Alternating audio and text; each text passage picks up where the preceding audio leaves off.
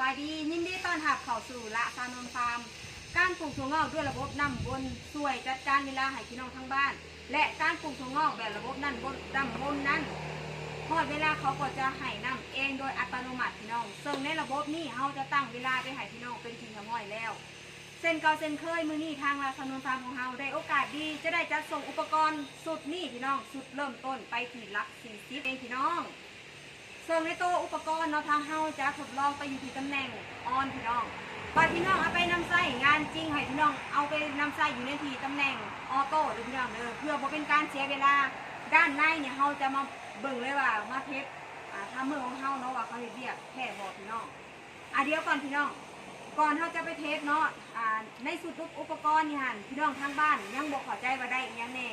เนาะก็แบบนี้เลยจะมีตัวถังแบบนี้เลยเนาะพี่น้องไปให้พี่น้องทางบ้านเนาะก็จะมีอ่างห้องน้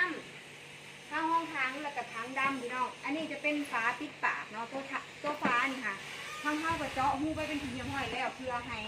การกระจายน้ำให้ถั่วงอกของเฮาได้ดีนั่นเองพี่น้องและนอกจากนี้ทางเฮาก็จะมีผนังตัวนี้เนาะก็คือห้องก้นถังเพื่อบ่ให้ในถั่วลอดลงไปนั่นเองตัวต่อมาเนาะหลังจากเอาในถั่วลงถังแล้วเฮาก็จะเอาตัวนี้โป๊กไว้เพื่อให้น้ำกระจายตัวดีและส่วนตัวนี้เฮาจะไว้ในปากถังพี่น้องเพื่อบ่ให้น้ำเนี่ยกระเด็นออกเนาะเพื่อบ่เป็นการเสียเวลามาเอามาทดลองกันเลยพี่น้อง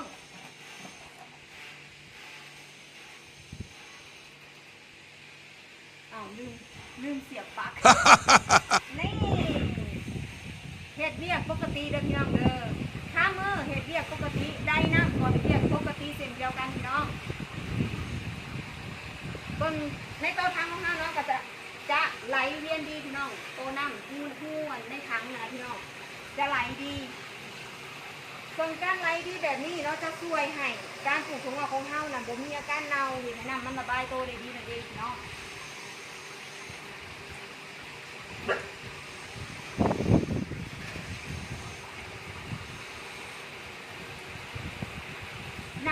พี่น้องทั้งบ้านเนาะในแต่ละมือเขาจะเปลี่ยนน้ำในถังทองนี่เนาะ1 ถึง 2 เดือนนั่นเองพี่น้องแล้วแต่ความสะดวกหรือแล้วแต่สภาพอากาศแล้วกันจ้ะถ้าอากาศร้อนเนาะน้ำของเขาเนี่ยมันก็จะเน่าไวพี่น้องเขาก็สามารถเปลี่ยนได้3 เดือนนั่นเองพี่น้องสำหรับพี่น้องทั้งบ้านเนาะที่อยากเปลี่ยนการปลูกถั่วงอกแบบเก่าๆอยากลองมาเปลี่ยนการปลูกถั่วงอกให้เป็นระบบน้ำแบบนี้ก็สามารถปรึกษาทางราชนนท์ฟาร์มได้พี่น้องทางเขาจะให้คำแนะนำเกี่ยวกับการปลูกถั่วงอกและหักติดตั้งอุปกรณ์ปลูกถั่วงอกหรือออกแบบระบบน้ำพี่น้องนั่นเองฝากไว้น้ำสำหรับพี่น้องทางบ้านต้องการอยากสั่งอาชีพประชาชนหรือว่ามีพี่น้องกับเทปโพสต์นี่ก็สามารถคอมเมนต์หรือว่ากดแชร์ให้ทางฟาร์มของเราเนาะเพื่อเป็นกำลังใจให้ทางฟาร์มของเราเนี่ยได้ส่งมอบอาชีพดีๆแบบนี้ให้กับพี่น้องทางบ้าน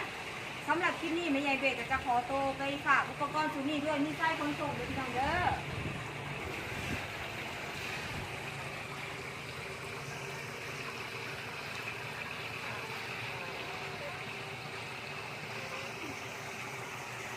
ในถังก็จะมีอันนี้จะเป็นห่อส่งน้ำห้องถังได้น้ำอันนี้ทัมเมอร์เด้อวาล์วปิดเปิดน้ำจะมีอาหารเสริมแป้งกันเชื้อรามีบ่วงแล้วก็จะมีแสลงคู่มือการนำใส่หายแผ่นห้องเราจะมี3 แผ่นใส่เบรกไปหาเด้อ